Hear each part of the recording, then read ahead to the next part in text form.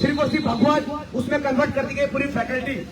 और campus law centre जहां पर लॉ की पढ़ाई होती है, कानून पढ़ाया जाता है, उस कानून के इस संस्थान के अंदर घुसकर जय श्री राम के नारे लग रहे हैं सर। अब बताइए, अंबेडकर इस पूरे सेक्युलर भारत के लिए उतना ही जरूरी है जितना ही आपकी पुलिस जरूरी है, जितने आगे प्रोफेसर जरूरी है। लेकिन सिर्फ एक धर्म का प्रचार होना, सिर्फ एक धार्मिक चीजों को और ज्यादा बढ़ावा देना, ये संस्थानों के अंदर कतई बर्दाश्त नहीं होगा। क्योंकि संस्थान, कोई भी पढ़ाई लिखाई का संस्थान वो सेकुलर है, वो हर तरीके की विचारधारा के लिए एक्सेप्टेबल है। वहां ये कोई मंदिर नहीं है, ये यूनिवर्सिटी है। इस यूनिवर्सिटी में हर आइडियाज को और सारे धार्मिक आइडियाज को रिजेक्ट किया जाएगा, क्योंकि वो तुम्हारे घर का मामला है। लेकिन अंबेडकर इस यूनिवर्सिटी का मामला है। आप अंबेडकर की तस्वीर फटवाते हो वाइस चांसलर के कहने पर, आप अंबेडकर को बार बार यहाँ से रिजेक्ट करते हो। लेकिन हम लोग अंबेडकरवादी हैं, हम लोग अंबेडकर के मिशन पर चलने वाले लोग हैं, हम लोग इन संस्थानों को बचाने वाले लोग हैं, हम लोग आप जैसे पुलिस वालों को बचाने वाले लोग हैं। जब आपकी चालू है वर्दी खतरे में आएगी ना सर, अभी वही हुआ था मोल टाउन थाने में, जब एक साथी थे पुलिस में थे, जब उनको यही पुलिस मार रही तब हम उनके लिए खड़े हुए थे। ये भगवाधारी लोग किसी के नहीं होंगे, इस देश को तोड़ने पर लगे हुए, इस देश को बांटने पर लगे हुए। ये लोग आपस में हम तुमको बांट देंगे, ये लोग आपस में आपके अपने कलीग को बांट देंगे, ये ऐसे लोग हैं। साथियों, हम डरे नहीं है, ना ही इन सबसे डरने वाले। आप कितना ही आप 1000 झंडे लगा लो, हमारा एक नीला झंडा बहुत उन पे भारी पड़ेगा, क्योंकि नीला रंग इक्वालिटी का प्रतीक है। नीला आसमान, नीला पानी, वो सबके लिए बराबर है। नीला रंग, वो आप हम सब, चाहे कोई ब्राह्मण हो या दलित हो या महिला हो या पुरुष हो, उन सबको बराबरी में लेकर आता है। उस बराबरी के लिए लड़ रहे हैं हम, उस बराबरी को इस कैंपस में स्थापित करेंगे। डॉक्टर रितु की लड़ाई को आगे बढ़ाएंगे, डॉक्टर रितु के इस संघर्ष को सलाम करेंगे और उनके पीछे पीछे उनके साथ कंधे से कंधा मिलाकर चलने काम करेंगे। जय भीम साथियों। बहुत शुक्रिया। आज जैसे साथी आशुतोष ने बताया 147 डे अनडिफीटेड हमारे इस लड़ने को पूरे हुए हैं। हमने अभी हाल ही में 19 तारीख को एक ट्रेलर दिखाया था इनको, अपनी संख्या बल से पीसफुल डिमॉन्स्ट्रेशन देके इनको अपनी संख्या बल से दिखाया था कि ये यूनिवर्सिटी, ये विश्वविद्यालय सबके है, आपके आकाओं के, आपके बाप दादा की बबोती नहीं है। और वही चीज हमने हर बार की पिछले पहले भी 2 एक्शन प्रोग्राम में।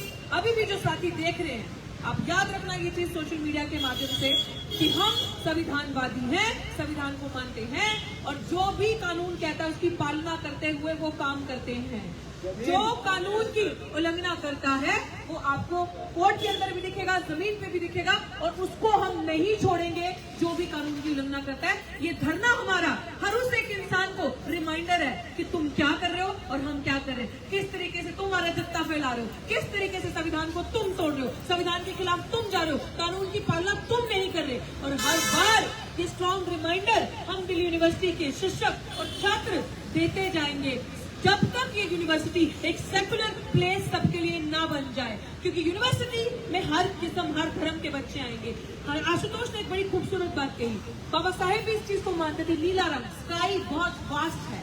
वास्टनेस एक प्रतीक होता है कि उसके अंदर सब समा जाते हैं, कोई रंग भेद जाति धर्म के लोग सबका सम्मान होता है, इसीलिए नीला रंग समानता का प्रतीक है। इसीलिए हम कहते हैं विश्वविद्यालय में अगर क्रांति होगी तो अब नीली क्रांति होगी, जो हर दबे कुचले पिछड़े की, हर एक गरीब मजलूम की, उंगली आ रही है माइक के कैमरे के, हर एक गरीब मजलूम की बात करेगा। और हमारी लड़ाई उस एक विचारधारा से है जो मनुवाद की तरफ आपको लेकर जा रही है, जो यूनिवर्सिटी में धर्मों का प्रचार कर रही है, जो यूनिवर्सिटी में ये दिखा रही है किस तरफ एक धर्म का राज रहेगा। यूनिवर्सिटी हम जैसे जो गरीब शोषित समाज से बच्चे आते हैं उनके लिए दरवाजों पर ताला लगाया जा रहा है। लेकिन साथियों, जो भी हमें ऑनलाइन मीडियम के माध्यम से देखता है या जमीन से देखता है, बस आपको कुछ नहीं करना, आपको उन पर विश्वास रखना है। अगर आप उन पर विश्वास रखोगे, हमें हमारी हौसला हिम्मत दुगनी होती है। ना हम इनकी जेल से डरते हैं, ना लाठी से डरते हैं, ना इनके फर्जी पर्चों से डरते हैं, क्योंकि अगर ये फर्जी पर्चे हम पे करेंगे तो कोर्ट में इनको भी जवाब देंगे। हम हर तरीके से मजबूती से जमीन पर लड़ाई लड़ रहे हैं। हम इनके आने वाली पीढ़ियां पैन करके दिखाना पीछे जो फौज खड़ी है, इनके आने वाली पीढ़ियों की भी रक्षा हम कर रहे हैं, क्योंकि हमें हमारा संविधान ये बात कहता है कि इनके अगर साथ कोई तकलीफ होती है, अगर इनके साथ कोई प्रॉब्लम होती है उसकी, क्योंकि अगर ये अपने लिए खुद आवाज नहीं उठा पाते, ये अगर गलत रास्ते जा रहे हैं, तो अगर इनके आला कमान इनके साथ गलत कर रहे हैं, हम इनके लिए भी खड़े रहेंगे और हमेशा इनके लिए भी लटकाने के लिए तैयार रहेंगे, क्योंकि ये हमारा संविधान कहता है। और मैं अंत में आप सबको यही कहूंगी कि 147 डे है, टाइम का टाइम इंफॉर्मेशन आपको मिलती रहेगी। ये धरना तभी उठेगा क्योंकि हमने नीला रंग सर पे बांधा है। मैं बता रही हूँ, ये धरना तभी उठेगा जब जीत हासिल होगी। 1 इंच भी हटेंगे नहीं। अभी भी सुन लेंगे वाइस चांसलर जो मीटिंग करके आए थे, उनका रिस्पॉन्स अभी भी पेंडिंग है। अगर उन्होंने टाइम के अंदर रिस्पॉन्ड नहीं किया तो अब अगला आप देखिएगा हमारी कार्रवाई कोई भी कानून के बाहर नहीं है। और वाइस चांसलर को भी या तो अदालतों में या तो फिर जेल के इलाकों के पीछे तो जमीन पे आके जवाब देना होगा, फैसला खुद कर लो। साथ एक बात और, यहाँ पर भी ऐसा ही मैडम एक अनाउंसमेंट कर रही थी। मैडम, आपने शायद सावित्री फूले को पढ़ा होता तो आपको पता रहता कि ये वर्दी भी सावित्री फूले की वजह से मिली है। सावित्री फूले से पहले किसी महिला को पढ़ने का अधिकार नहीं था। ये कौन सा वो कहता, इन्हीं भगवदारियों को लोग मनुस्मृति बोलती है कि, और जो भी गार्ड महिला खड़ी है यहाँ पर, वो तमाम जो भी महिला ड्यूटी बॉन्ड है या हम भी हैं, हम आपको टारगेट नहीं कर रहे हैं, हम बता रहे हैं बस कि आप सबके लिए जो आइडिया हम बोलते हैं, जो फूले का आइडिया आप सबके बीच में लाते हैं, वो आप सबके लिए है और आप सब उन्हीं की वजह से यहाँ हो। इस बात को आपको समझने की जरूरत है।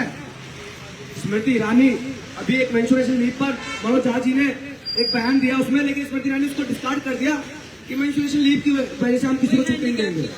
लेकिन आज वो सांसद में बैठी, पता है संसद में बैठी किसकी वजह से? सावित्री फूले की वजह से। उनसे पहले उन्हीं के बाप दादा उनको पढ़ने का अधिकार नहीं देते थे, उन्हीं के पूरे घर परिवार वाला उनका खानदान उनको पढ़ने का, उनको घर से बाहर निकलने का अधिकार नहीं देता था।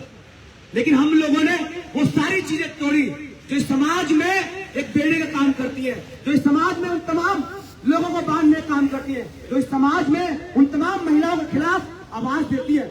उनकी बेड़ी तोड़कर आज हम सड़कों पे आए, आज हम संसद में गए, आज हम विश्वविद्यालय में पढ़ा रहे, आज हम पढ़ाने के बाद निकाल देने के खिलाफ भी यहाँ खड़े हैं साथियों। और ये लड़ाई उन सबके बेचारों को बचाने की है। ये लड़ाई यहाँ पर भगोकरण जो हो रहा है उसके खिलाफ है और हम लोग उसको रोक कर रहेंगे। जय भीम, धन्यवाद। जैसा कि मेरे भाई आशु को उसने बताया कि दिल्ली विश्वविद्यालय में अंदर भगवाकरण हो रहा है, तो मैं बता देना चाहता हूं इस बात के लिए कि ये मेरे पुलिस वाले साथी या जो फौज के साथी है सुन लें कि 2008 में मालेगांव बम ब्लास्ट की आरोपी पंडित प्रज्ञा ठाकुर का एटीएस चीफ एसएचओ साहब सुनने अच्छी तरह से, एटीएस चीफ हेमंत करकरे ने जब रिमांड लिया तो पूछा कि आपने मालेगांव बम ब्लास्ट क्यों कराया, तो एसएचओ साहब उसने कहा कि मैं भारत का नाम बदलना चाहते हैं। बोला क्या करना चाहते हो? पर अभिनव भारत की आड़ में आर्यवर्त रखना चाहते हैं। दूसरा इस भारत का झंडा चेंज करना चाहते हैं, भगवा झंडा लाना चाहते हैं। तो भाई आशु तो इनकी नई बात नहीं है। तीसरा भारत का संविधान बदलना चाहते हैं। क्या लाना चाहते हो? मनुस्मृति लाना चाहते हैं। चौथा भारत में एक ऐसी जाति है जिसे बदला लेना चाहते हैं। बोला कौन सी? कि अगर संविधान बदल दिया तो हम दलित अछूत, और संविधान नहीं बदला तो मुसलमान। आज आप भारत देखना सोचो साहब मुसलमान में क्या हालत हमारे। तो मैं एक बता दूं आपसे कि भारत में अगर रहना है तो संविधान से बड़ा कुछ भी नहीं है।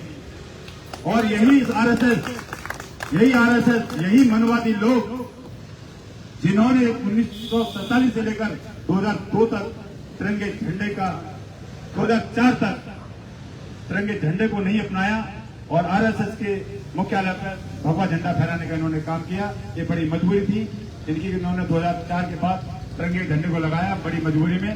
दोबारा से ये लोग उसी मनुस्मृति को, उसी भगवाकरण को करना चाहते हैं। और यहाँ से मेरे मसीहा, मेरे मुक्तिदाता बाबा साहब का फोटो इन्होंने फाड़ा। लेकिन बता दूं मैं आपके लिए, आप फोटो फाड़ के कुछ नहीं करेंगे। बाबा साहब हमारे खून में समाये हुए हैं, बाबा साहब हमारे दिल में समाये हुए हैं। बाबा साहब को मनवादियों, हमने इतना पढ़ लिया है कि आप कुछ भी कर लें वो दिन लौट के आने वाले नहीं है। हमारी मनसा को हम पूरी नहीं होंगे।